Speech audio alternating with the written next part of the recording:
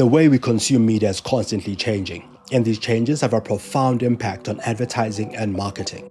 Launched in 2010, PwC's Entertainment and Media Outlook report has become a globally recognized and probably one of the most referenced sources for insights on media trends. In this episode, PwC South Africa's entertainment and media partner, Charles Stuart, unpacks some of the latest findings from the report. We talk about some of the key changes over the past 13 years, the rise of streaming, the rapid decline of broadcast and print media in Nigeria, South Africa, and Kenya. If I was sitting as agencies, I would say, from an advertising perspective, how do I look at my consumer and how do I understand the various touch points that consumer has? We also discuss changes that are driving growth in advertising spend, media consumption, and the consumer landscape. Kenya has the fastest internet advertising growth rate out of any of the territories. So the 53 countries that we look at in terms of our global entertainment and media outlook, Kenya has the fastest internet advertising growth rate, right? For more insights, subscribe to The Lead Creative and share this episode with your network. Welcome to The Lead Creative Podcast, where we talk to creative industry leaders, influencers, and brands.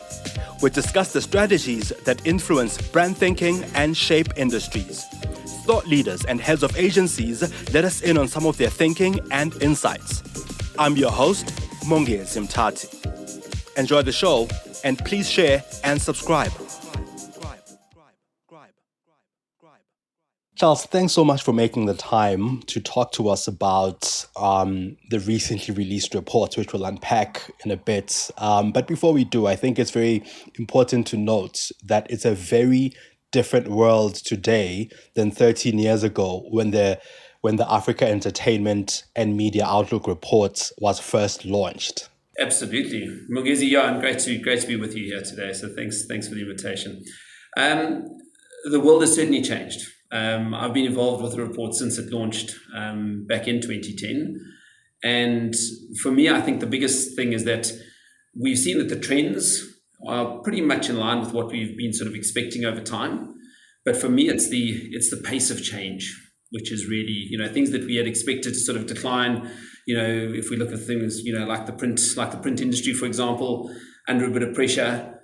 But the rate of decline within the print space, it's happened a bit faster, than we actually thought it was going to. That being said, though, it certainly hasn't disappeared from the landscape, right? I think that's the other thing. We had a few questions a few years back around, well, is TV still going to be around in a few years? Because streaming's here now, right? So surely TV, is that still going to be relevant? Are people still going to be watching it? Is there still going to be space for TV advertising? And again, we've seen that those call them more traditional, areas are still there because people do still enjoy a particular experience, a lean back experience in terms of watching TV, etc. And so those are there, but the pace of change has certainly been very rapid compared to where we were, 13 odd years ago. So it's been very interesting, and it's interesting to see where, what we had predicted at that point and where we are now. That wave of digitization has been very, very fast. Mm-hmm. I know you've mentioned a lot of the traditional media spaces like print and broadcast, and we'll unpack these a bit more as we go. What are some of the other changes or really big things that you've seen over the past 13 years of doing the reports that are, first of all, I suppose, unique to the three African markets that the report highlights quite a bit, which is South Africa, Kenya, and Nigeria, in comparison to the rest of the world? So we have an interesting dynamic in terms of our African markets here that whilst we see a lot of the trends that come through globally, we don't necessarily see them to the full extent sometimes in terms of the spend, just because when we look at the makeup of our market, right, globally, it's roughly about a third, right? And when we look at our spend within the entertainment and media outlook, we track both consumer and advertising spend, but within consumer spend, there's obviously an element of internet access, right? And there may be some discussion around, well, should internet access be in there? Is that not more sort of telcos? But if one doesn't understand what's happening in an internet access space, you certainly can't understand what's happening in the entertainment and media space. So globally, those are roughly about a third, right, between those three elements. In South Africa and in Nigeria and Kenya, the other two markets that we look at from an Africa perspective, that internet access is a much larger part of the pie, right? Because obviously with lower levels of disposable income, more people are spending more of their money on, gaining access to the digital content, which then means that there isn't necessarily as much, money to be able to spend on the content itself, right? So we see that a lot of people are, gaining access, and, that's why within the African markets, it's also a case, well, how are you able to be nimble and creative around how you can still deliver that content at a lower price point, and maybe then be supplementing through, ad support or, various other revenue streams, as opposed to maybe what you might see in more mature markets in terms of subscription-based revenue. So, and just to expand a little bit further on that, so the one big sort of tipping point that we've seen globally this year, and what is forecast to happen by 2027, is that advertising spend globally is currently sitting in third place, just marginally behind, right? Like 33 and 34% or whatever. But by 2027, advertising is actually going to become the largest segment globally, right? So in the next 5 years, it's going to leapfrog from third to first place.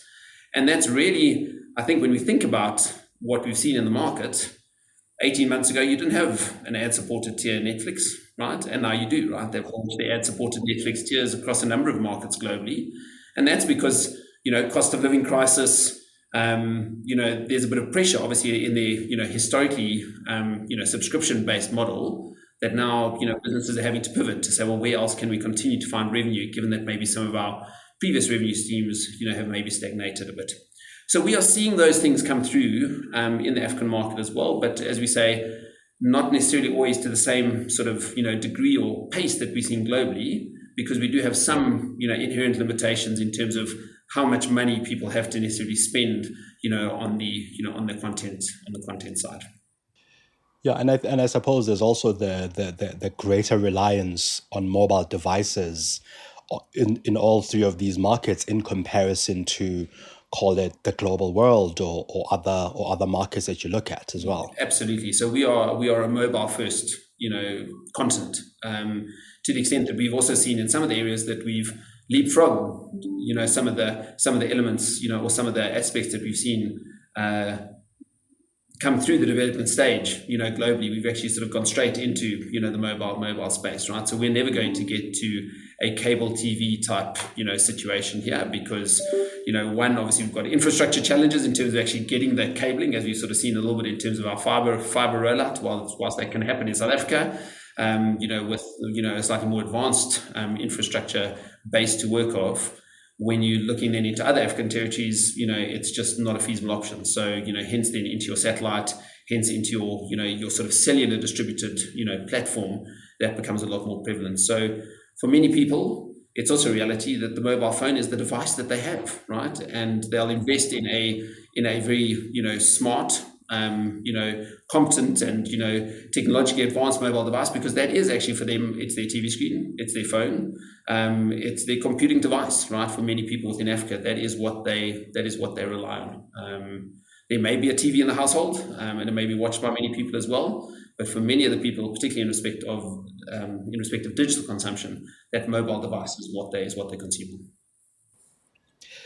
So we've spoken a bit about what sort of happened in the past and the rapid decline of media in terms of what you've expected and where we are today.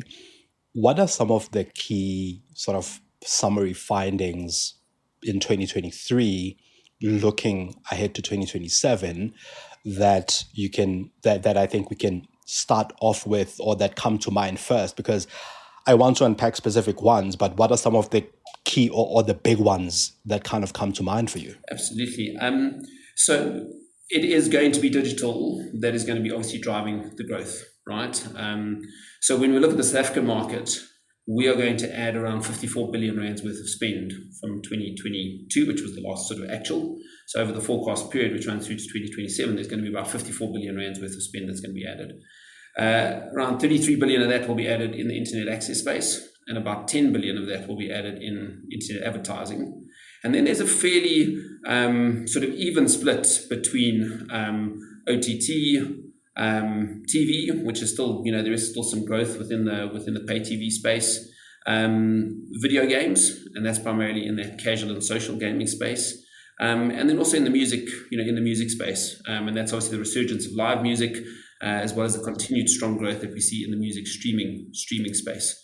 So those are really the big elements. But when one looks at that, video games, OTT, music streaming, out of that 54 billion and those numbers that I've just quoted, you can see the vast majority is obviously happening in that, in that digital space. So I think what I'm getting a sense of is that I think the biggest thing now, 13 years into the report, is that one of the key areas that is sort of influencing spend, influencing change, influencing media consumption is digital and internet access, more than it was in 2010 when we were just kind of trying to figure out where digital was going. Certainly. So there's an interesting story that I always like to talk about, when we think about this as well. So I think it was back in about our 2017, 2018 outlook that we had looked at, right? At that point, and I mean, you'll remember this, being in that space, a digital download, right? That you could now have somebody's song, download at your phone. That was quite exciting, at that point, right? And it was growing very rapidly. The fastest declining segment within the whole entertainment and media outlook at the moment is digital downloads, right? So it sort of seems a little bit counterintuitive, right? Because initially when people got to the stage, they thought, well, if I've got a digital solution, it sort of feels like I'm made because, the world is moving digital and I've got a digital solution and everything should be good.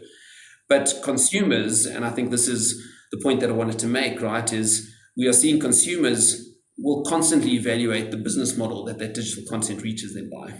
And you've now got within the space of the digital downloads, well, you had a far more attractive, far more comprehensive business model that actually arrived in terms of streaming, right? That now you're moving away from ownership to access. You're gaining access to a far broader suite of digital content. And so the digital downloads is really dying because it's simply just not as attractive a proposition as your streaming option is. So that if I were to think about what's sort of driven that key sort of movement, within the digital space, a lot of that is around from ownership to access, right? And people now being able to access this plethora of digital content, which they haven't historically. And it's a virtuous circle, right? So we also saw players like Amazon, right? Alibaba, emerge as significant internet advertising players, particularly during COVID. Why? Because everybody moved online to buy things while we were sitting in the states of lockdown.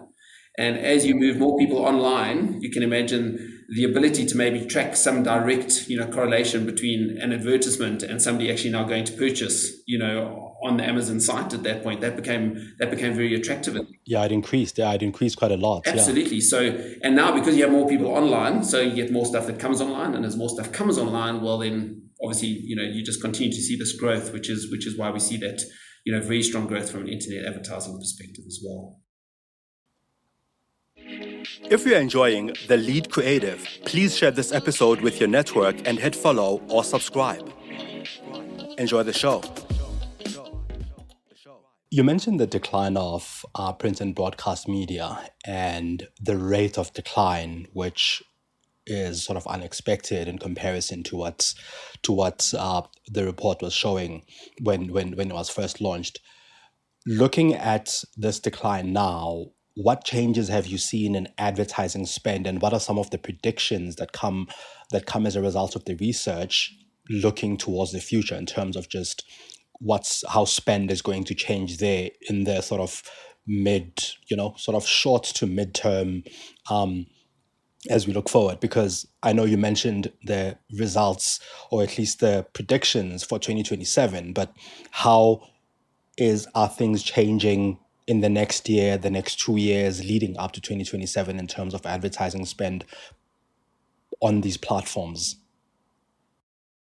So we don't forecast that there's going to be any real sort of, change in terms of the decline that we're seeing, from a print perspective. And when we talk about print, obviously that's in two areas. It's obviously one in terms of the actual sort of circulation, right? Simply because people are obviously getting their news, or magazine content, elsewhere. unless you've got something which is very specialist, right? And when you look, the ability to still monetize that specialist investigative type stuff is still there, right? I mean, when you look at when you look at News 24, the stuff that you can get for free is the general news, and the stuff which sits behind the News 24 paywall is the stuff which is around their investigative, more, sort of specialist type reporting, which people attach obviously that additional value to, right? And so from an advertising perspective, certainly at the moment, in the newspaper space, we are not seeing that from a newspaper print advertising perspective, your digital advertising is going to be sufficient to be able to replace the decline that we're seeing from a print perspective. Digital advertising is growing, but it's not growing fast enough to actually replace that. On consumer magazines, we see an interesting tipping point in 2027. So in 2027, we see that digital advertising spend is actually going to overtake your print advertising spend in consumer magazines for the first time. However, when you look at the size of the market, at that point, the market is going to be just over R1 billion. And back in 2018, it was 1.5 billion rand. So you can see the overall decline that you're seeing from an advertising perspective within that space. Why? Because, the users that are now accessing some of that digital content, they can also be targeted, obviously, via, your other sort of online digital advertising. So those are not going to change. However, I just want to make the point that, there is still significant, when one looks at the second largest advertising category after internet advertising, it's still TV advertising, right? Why? Because TV is still very relevant for us in our lives, right? So to my earlier point around, well, is TV dead? Certainly not.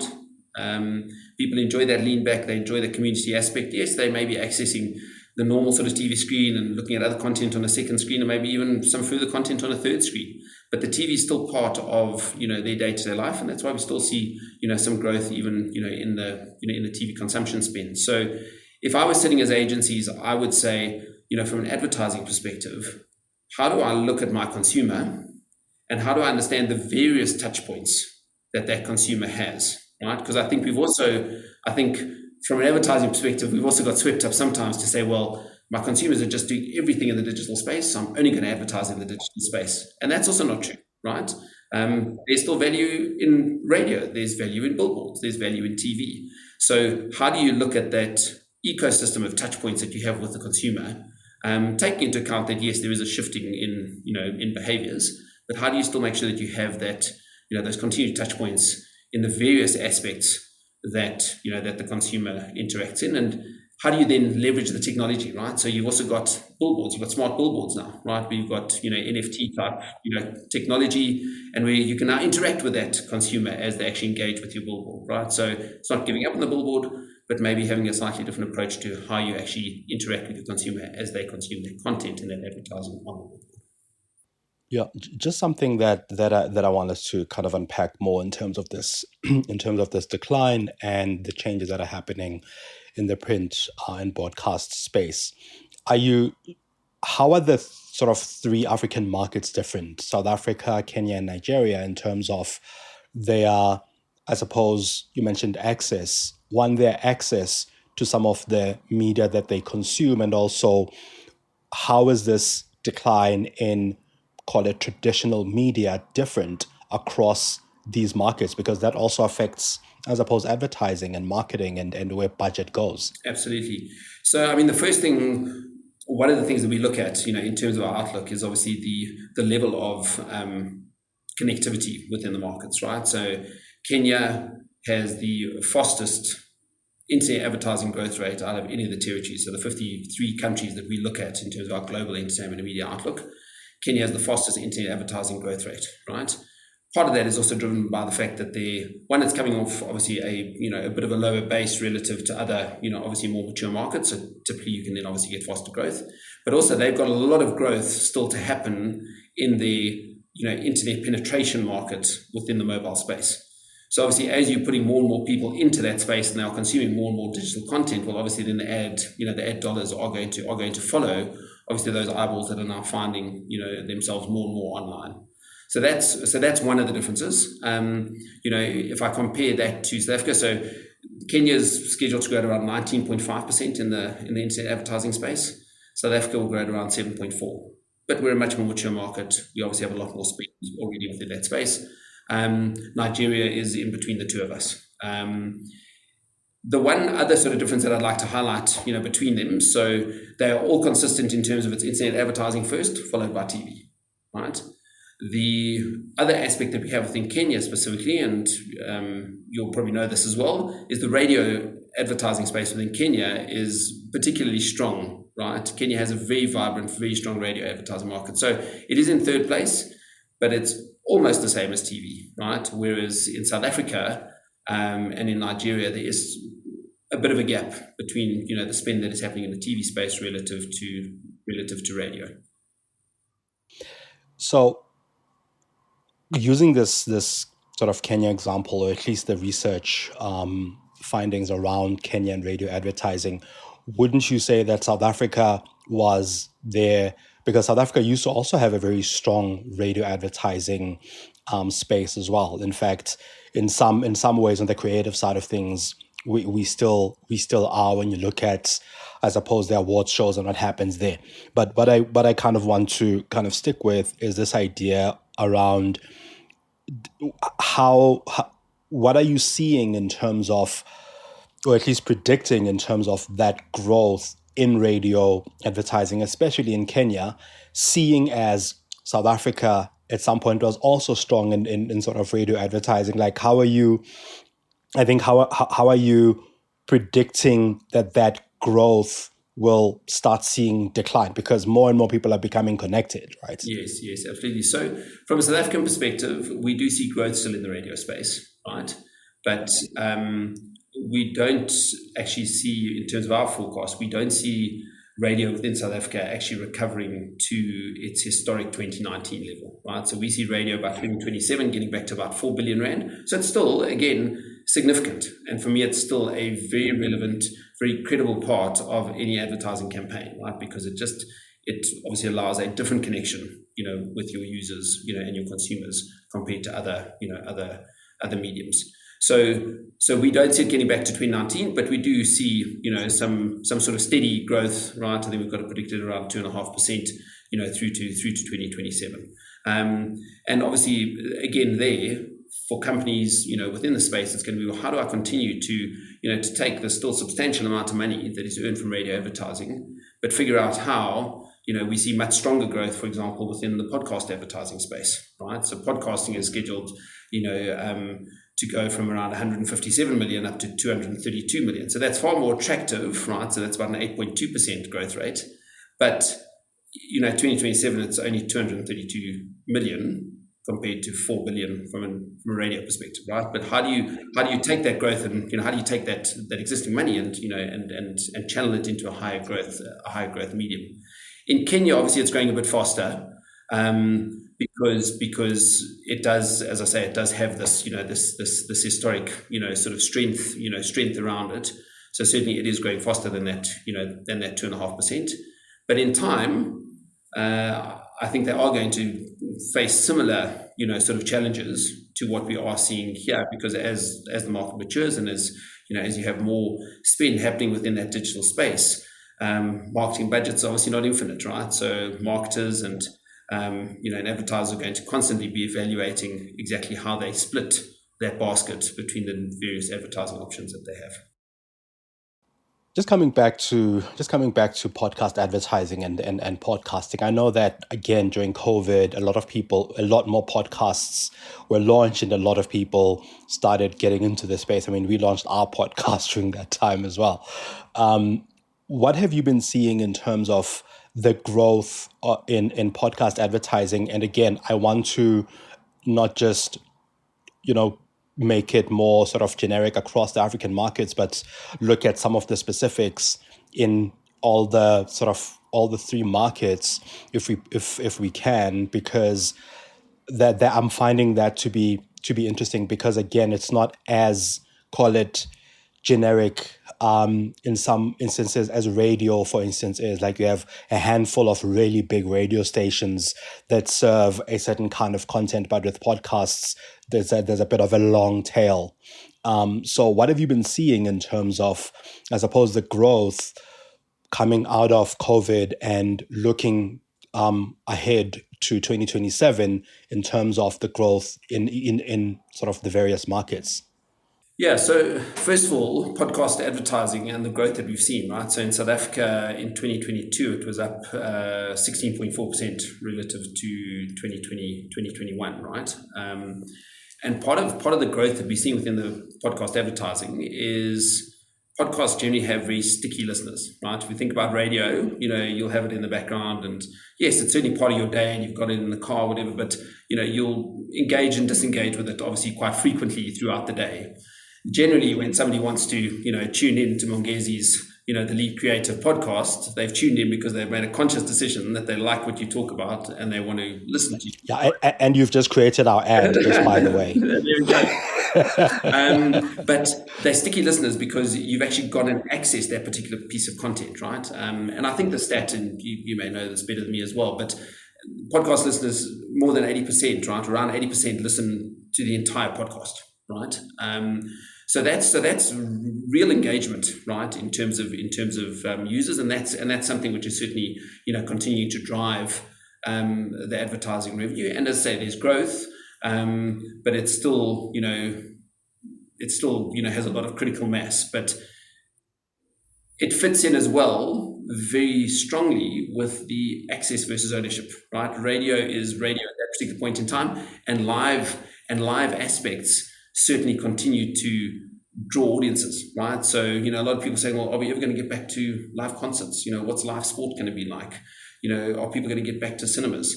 So, on some of those things, things have maybe taken a little bit longer, right? So in last year's outlook, we thought people, we had predicted that people were going to get back to cinemas a little bit sooner than we thought. South Africa now, we're predicting that they're going to get back to sort of 2019, revenue levels, but only by 2026, right? We initially thought that was going to happen around 23, 2024. So people are getting back. Live music's, back basically, by next year, right? So people still enjoy that, live experience. And if we think about, radio is obviously in that live space, but podcasts are in that sort of access space, right? That your podcast is out there, it's on a particular platform, and it's very much in line with this, sort of catch up, behavior that a lot of people have, embedded now, in the way that we actually interact with our content. And I think that's also one of the attractions as well. And radio stations, as we know, everything that's on radio, you can find on a podcast a little bit later, on the radios, on the radio station site as well.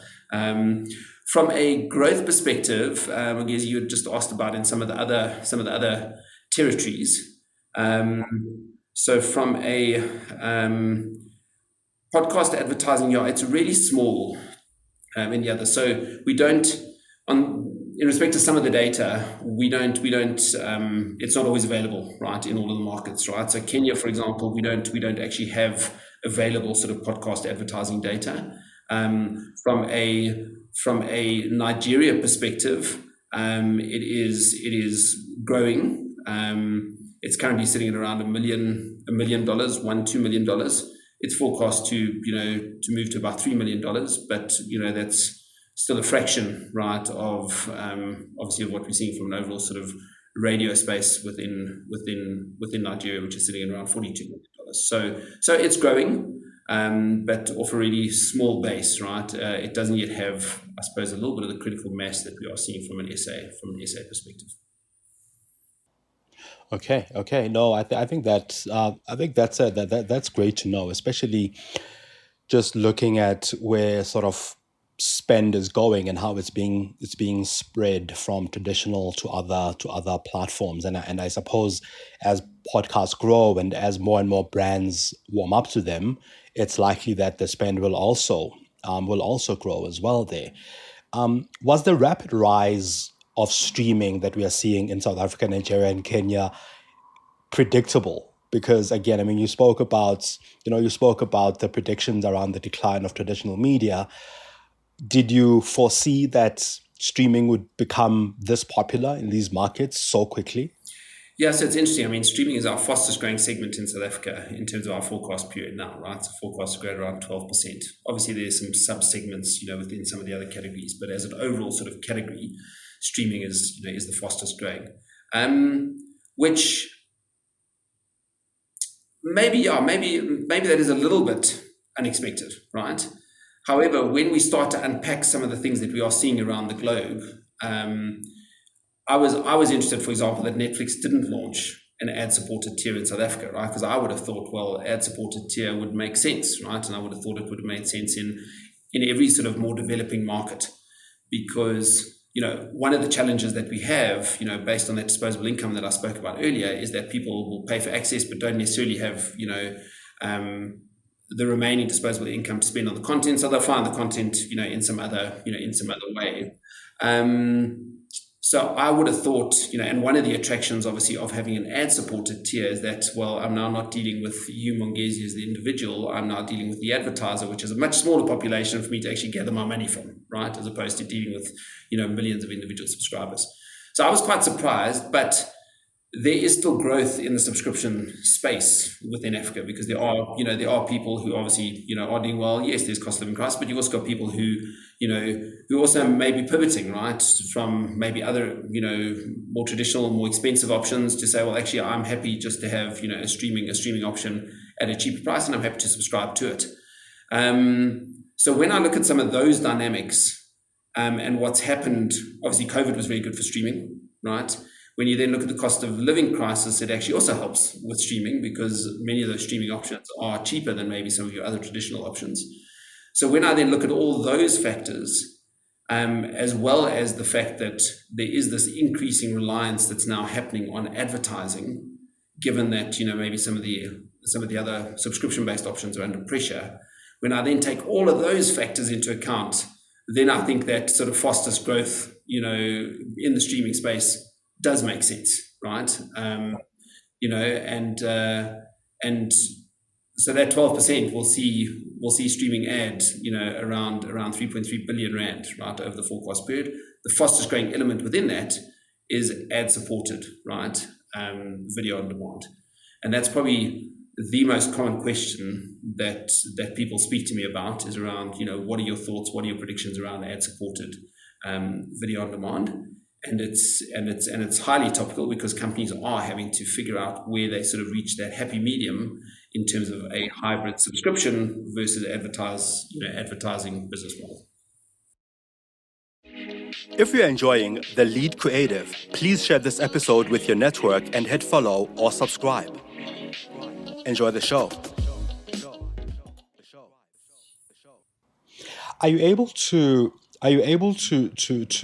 almost, I suppose, research or find information around how around the shift in spend, because in terms of just streaming, or at least in relation to streaming, because what I've noticed anecdotally is that as more and more people watch streaming platforms, I'm seeing more and more product placement on some of the content that I watch on Netflix, for instance.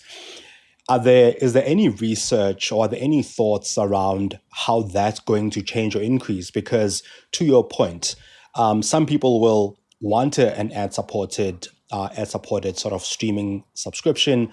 Most people won't. And that's kind of what we've been seeing historically, where if you are able to sign up or subscribe to a platform that excludes ads, or that doesn't bring you ads, then you're able to, you're more likely to pay more to avoid ads. Are there any changes that you're seeing in terms of how spend is being now put in product placement on some of the platforms that don't have advertising? Yeah, so I think it comes back to that overall sort of discussion that we were having earlier around, companies are having to relook at all these options. So when you look at the theme for our outlook this year, right, and this is, from a global perspective, but which fits equally well within our African context, it was around resetting expectations, right? So certainly given the current, economic, and world economic conditions and events, etc., growth has slowed, right? So companies are going to need to reset, expectations. Secondly, it was about refocusing inwards, right? So really understanding what your sort of key creative drivers are within a business. And then the third element was recharging growth, which is now, as I spoke about earlier, how do you take this existing sort of revenue pots that you have and figure out how you put them into higher growth segments.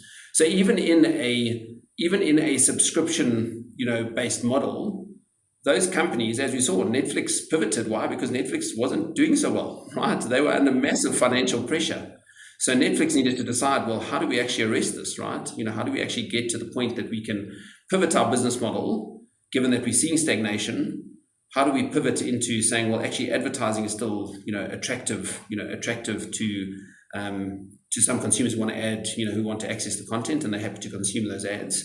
But at the same time, it doesn't mean within the subscription space, exactly to your point, that you're not going to have product placement, and some more sort of elements of native advertising within that existing content, right? I think everybody is exploring these options as to how you can, diversify and enhance and be more creative around your own revenue streams to actually, continue to do that.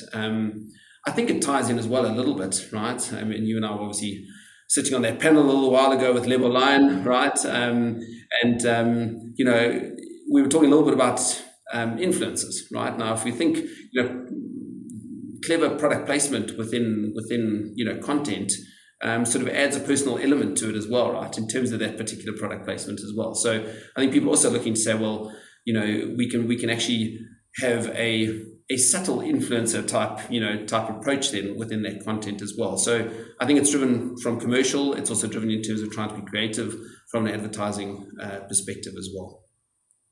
There are also some aspects that we haven't seen data for, especially in the African context.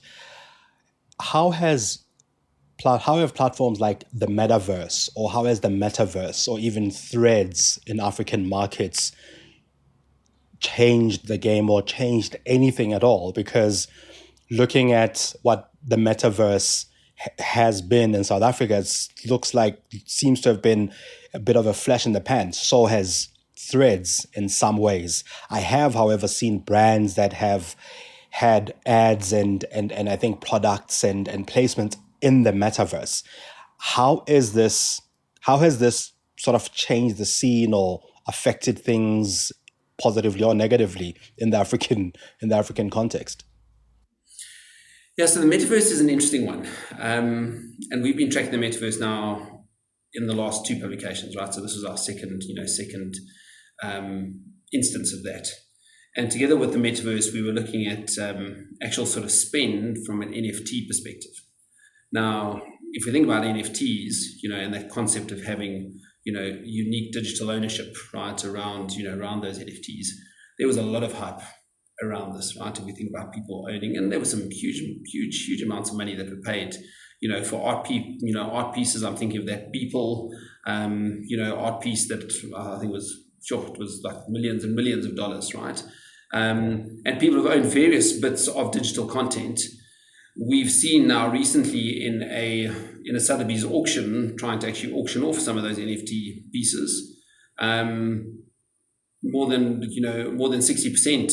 I think it was even higher. 64 out of the 68 items that were on auction, they didn't attract anywhere near the anticipated value in terms of what they were actually being auctioned for. So I think, from an NFT perspective, if we look at our personal, in terms of the spend that we track, the spend has come down, right? From 2020 to 2021 into 2022, we've actually seen that actual spend from an NFT perspective has come down.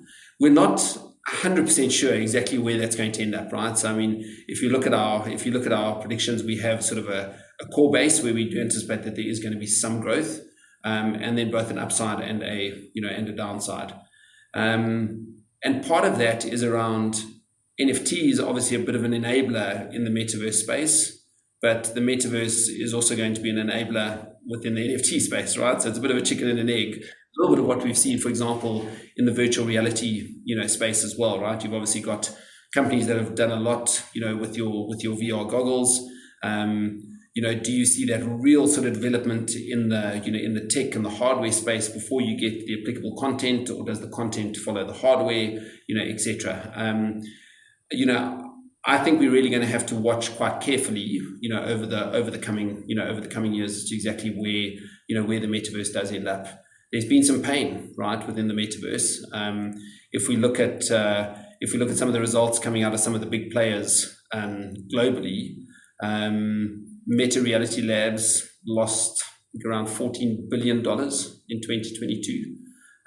We heard obviously about the layoffs that were happening on the Meta side, also on the Microsoft side within their alt space VR metaverse platform as well, which they closed.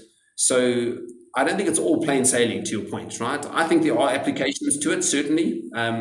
We saw the gaming space being one of the first participants that sort of took this up during COVID, right? So remember we had DJ Travis performing on the Minecraft, sort of metaverse stage when he actually delivered a concert, in that space, and there were a lot of people that attended.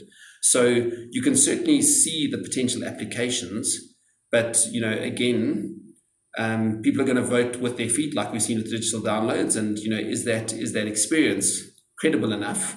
Or does it become credible enough once we've made further, advances in terms of other complementary technologies, in terms of your augmented reality, your VR headsets, and something which then sort of actually transports you into a different sort of realm.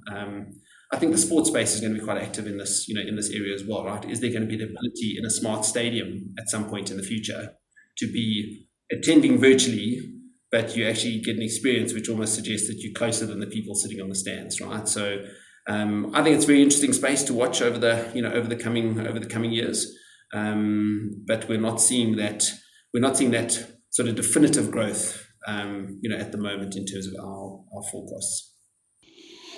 The report also says it is expected that a cookieless environment will provide opportunities for retail networks. Can you unpack what that means and the trends that you've seen there? Yeah, so the cookieless environment obviously is around, in simple terms, obviously the tracking, right? And the ability obviously for advertisers to obviously track, particularly individuals. And that's why we see, ads following us around on the various websites that we end up on. So a cookieless environment, obviously, and already now we've seen you've got to, obviously be accepting your cookies, etc. So there's a lot more sort of opt-in type approach. The removal of that then means that those platforms that have their own sort of first-party data, which a retail network may have, depending on what touch points they have with the consumer, that then becomes something which is worth more at that point, because other parties that may have then tracked it via the third-party cookies now don't have that option anymore, right? So suddenly the retail network is now in charge of its own data, for lack of a better word. And so that has implications, obviously for advertisers. And there are ways, I know there's talk around, your sort of data rooms and things where you can still sort of access some of that data, but on an anonymous basis, that you can still sort of, be understanding what the trends are, etc., that you can still sort of, try to deliver obviously that addressable advertising. But, you won't necessarily have it as directly as you've had in the past. So having that first party data, I think, is really what that statement is around, in terms of the fact that you would then have, I think, what could be, more unique data that allows you to, interact more effectively with your consumers. Charles, thanks so much for making the time. It was really great. I also have to process a lot of this, and I think we'll all have to continually process all of this. I think for me particularly, one of the biggest things is that now access trumps ownership more than anything, and that people are more and more in it for access. And I think one of the things that has been coming up time and time again is that there's so much content to consume that you don't have the space to store it. And actually, half the time, if it lives somewhere, you don't need it to be on your particular device. So we have a tradition on the show where we ask our guests a question for someone whose work they either follow, admire, or whatever it is, that you do with, I suppose, with people whose work resonates with you. And really the question is, if you could ask any person in the world whose work you follow and admire about their approach to marketing, creativity, or their creative approach to work and life, who would it be and what would you ask them? So that's a great question. That's a great question. Look, I think for me at the moment, there's obviously been a very recent development, and I think it's all still, so new that we don't really have, a massive amount of, sort of background, etc. Right? But there's obviously been the recent development now with Sam Altman, right, in terms of leaving, OpenAI, and I think now finding himself across on the Microsoft side. We track, obviously, or we have started, now the first year now, talking a little bit about generative AI in terms of our outlook. And there are obviously a lot of applications within the addressable advertising space, within the content creation space, etc. So I would be very interested, given obviously that I love research and forecasts, and things like that, I'd be very interested to understand his perspective as to exactly what the potential and the power and the impact of generative AI could be on marketing and advertising. Because for me, he would be somebody that would be would know what's around the next corner, which, some of us don't even know about. So that would be I suppose, in your world, a bit of an exclusive scoop, right? In terms of, exclusive news. So I would find that a really interesting conversation to have with Sam Altman on that. Awesome. Thanks so much. Yeah, thanks so much, Charles. I think, that would be an interesting answer to get out of him, because once again, technology and creativity are finding themselves at very interesting intersections a lot of the time. And we are now talking about what's creativity really when AI comes into play. Is it the human touch? Is it the human insights? And all of these questions are still really up in the air. Charles, thanks so much for making the time. It was a really great conversation. It's been fantastic to chat. Thanks, Mongezi. Thank you for listening to The Lead Creative. Did you get one insight that's worth sharing from this episode? Please share it with your network or your friends. Pop me some of your ideas and innovative finds on Twitter on @Mongezi. This podcast is available on Spotify, Stitcher, Apple, Google, or wherever you listen to your podcasts. You can also find me on mongezi.com.